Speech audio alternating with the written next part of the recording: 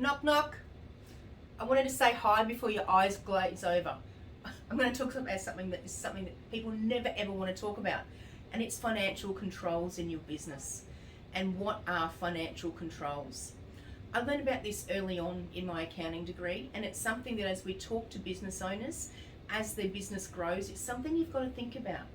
You've got to make sure there's this thing called the segregation of duties, and that means different people are responsible for different roles in your organisation, which makes it really hard for people to do bad things. That's it in a nutshell. So for instance, if you've got a shop, the person that runs the till off at the end of the day shouldn't be the same person that does the banking. The person that does the banking shouldn't be the same person that enters the details into your financial systems. Now that's great in theory if you've got a multinational company and a couple of hundred employees that you can actually use to do this. But in a small business, it's not always possible. So what you have to do is think about what you can control, particularly around your finance space. And that's where having great bookkeeping and great systems comes in.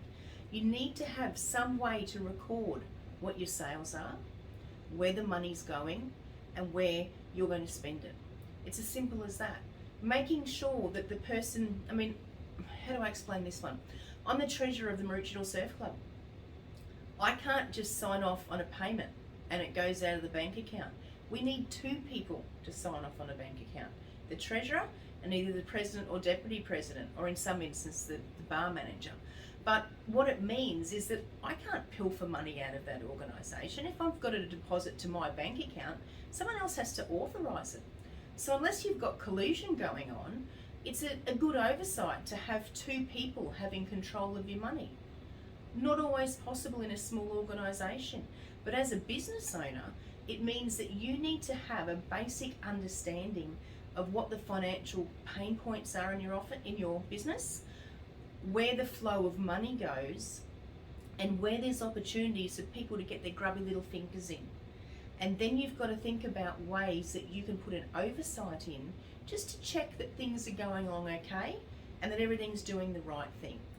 I'm not saying go back to the days of doing it yourself, but even such things as having a bookkeeping oversight or talking to your accountant once a quarter and getting an idea on the figures that we can pinpoint if things are going wrong. So that's a really basic kind of summary of financial controls in your business. I could probably sit down all day, I could probably write a book on it. But if there's something that does interest you, that you're worried about, please just give us a call.